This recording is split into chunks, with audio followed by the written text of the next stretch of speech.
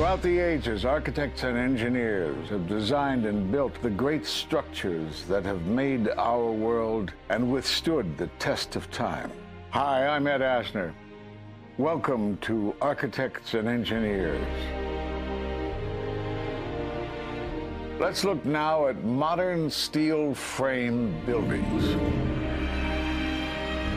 This is the Empire State Building, a marvel of modern architecture.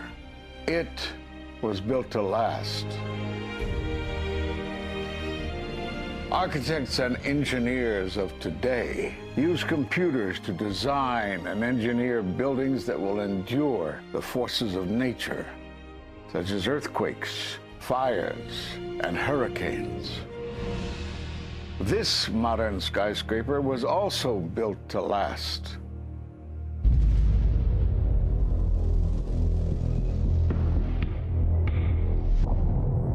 We've seen buildings completely destroyed like this before, but only when done intentionally.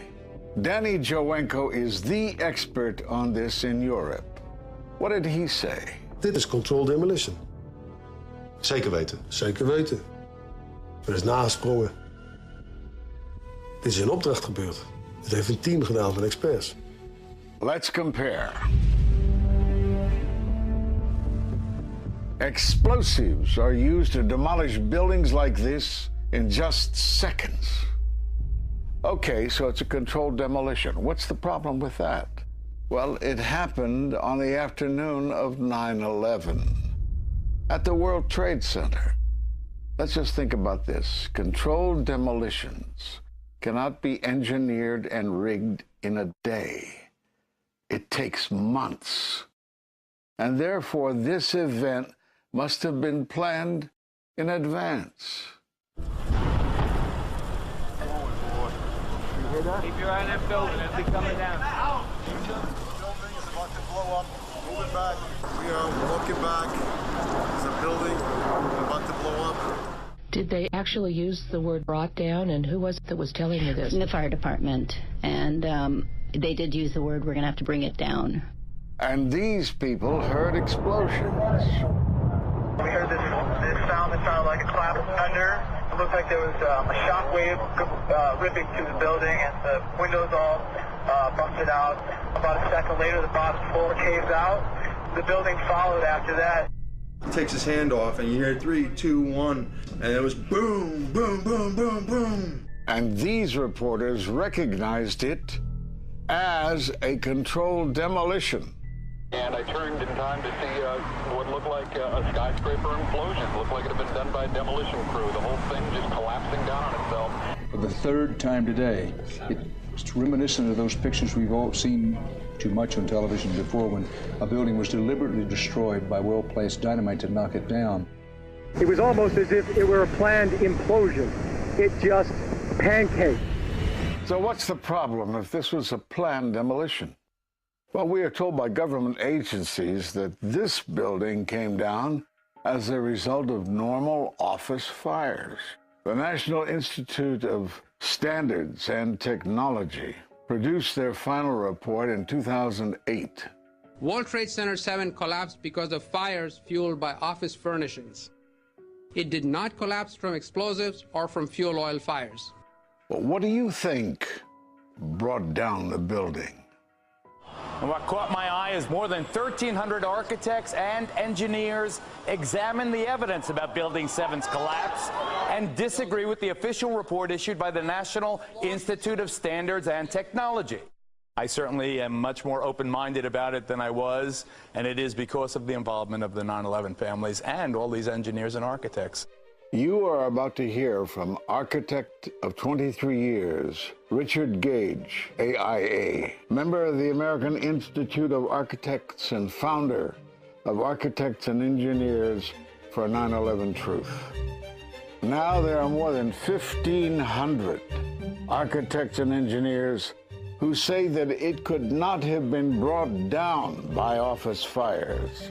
They are backed by 9/11 family members who are calling for an independent, unbiased investigation.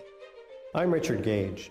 Fires have never before caused the collapse of any skyscraper. even though there are numerous examples of much hotter, larger, and longer-lasting fires in these buildings. And in the case of Building 7, the fire that NIST said started the collapse had actually burned out over an hour before. It could not have caused the collapse, as NIST claims.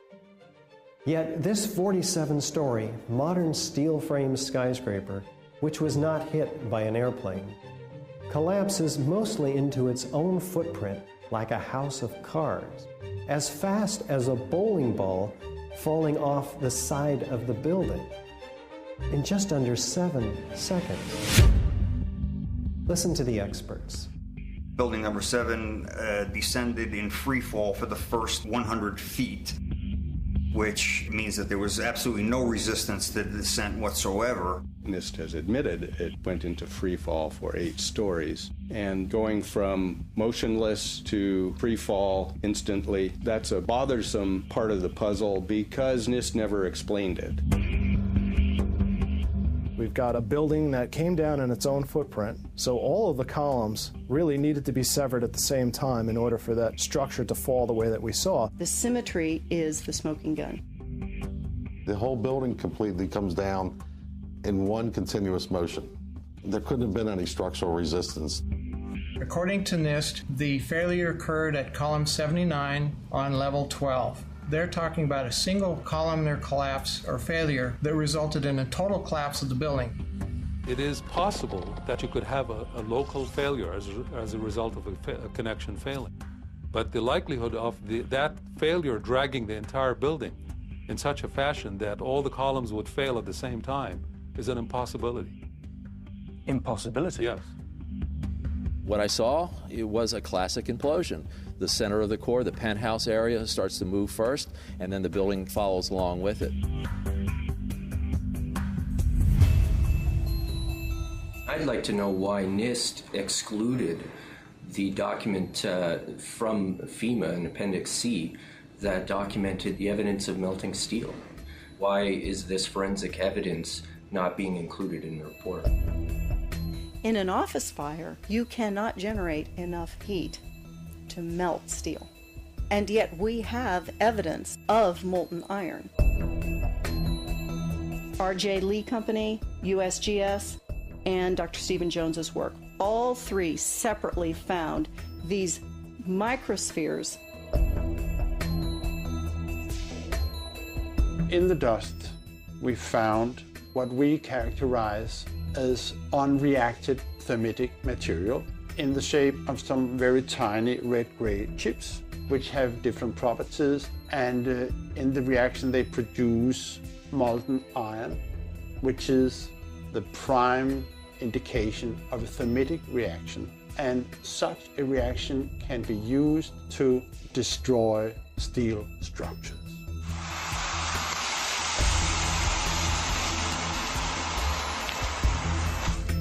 What we have found is a modern version of thermite, which we call nanothermite.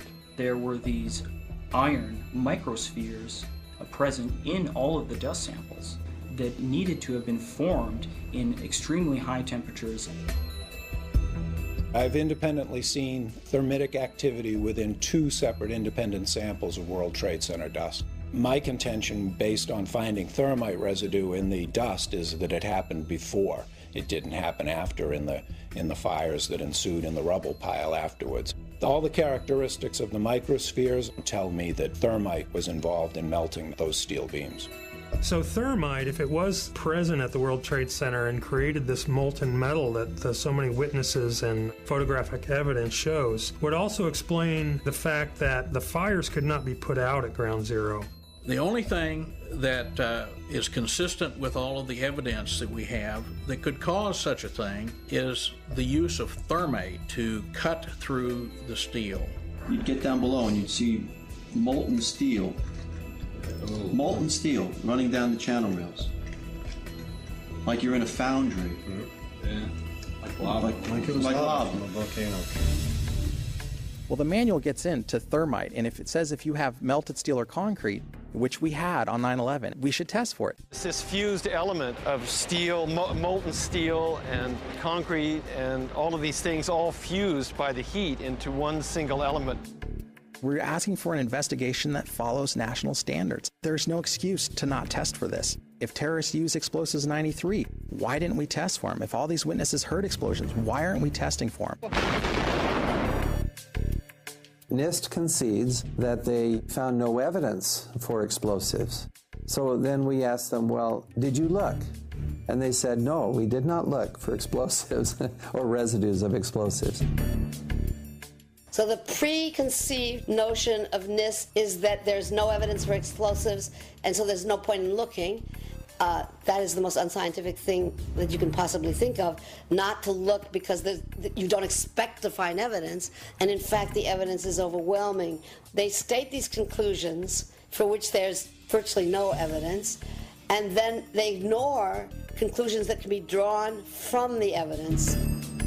The Freedom of Information Act request to NIST was denied with the claim that releasing this data might jeopardize public safety. How could it possibly jeopardize public safety? The destruction of evidence was a criminal act in itself. It was already being carted away and destroyed when the FEMA investigators got there about a month after September 11th. You can't do science when you are deprived of the evidence and when your hypothesis is the least valid instead of the most likely. When the most likely hypothesis in the case of Building 7 wasn't even mentioned. This is not science. The scientific forensic evidence, ignored by NIST, but carefully reviewed by teams of technical professionals, corroborates the hypothesis of explosive controlled demolition. We've traveled to 21 foreign countries and 32 American cities, bringing this evidence to the attention of the public. And we're backed by 9/11 family members and other concerned citizens who are calling for an independent, unbiased investigation.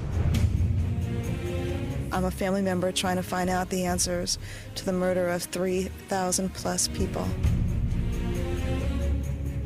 The bottom line is that it needs to be investigated properly. Please look at architects and engineers. People all around the world, scientists all around the world are questioning this. And there's some deep, deep explaining to do. It took some kind of consciousness raising on my part before I was willing to look at the possibilities. And really, you need to go where the evidence leads. As an engineer, and I have 3 degrees in engineering, I signed that petition for architects and engineers for 9/11 Truth some time ago because the American people absolutely need the truth of 9/11. Look at the evidence. In fact, I'll say this very categorically. Any reasonable person who looks at the evidence that's been brought forward has got to come away with the feeling that something has to be done, a real investigation has to be put forward. We will never heal. This country will never, ever, ever forget that day. We have to demand a new investigation. I want justice here. The country owns this. We were all victims. You all should want answers. It's not just ours, not just mine. We all lost something that day. It's distressing for everyone to come to terms with this evidence. But we must pursue the truth wherever it leads. Look at the evidence and decide for yourself.